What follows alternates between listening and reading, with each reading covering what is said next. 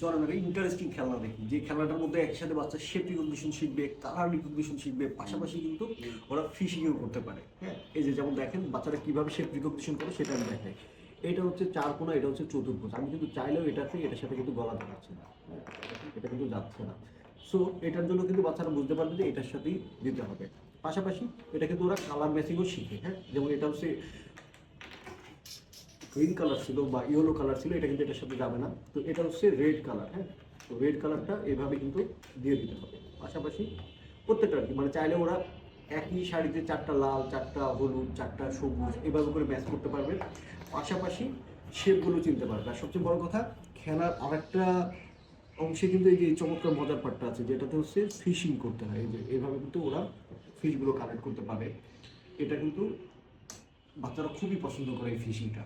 So চাইলে কিন্তু আপনিও আপনার বাচ্চার জন্য এই চমৎকার 2-in-1 ফিশিং কলমটা নিয়ে নিতে পারেন। এবং দেখেন এটা কিন্তু খুবই স্ট্রং একটা ফিশিং। হ্যাঁ, আর টোটালি উডেন, যে কারণে কিন্তু অনেকদিন খেলতে পারবে এবং কালারফুল হতে বাচ্চারা অনেক বেশি পছন্দ করে।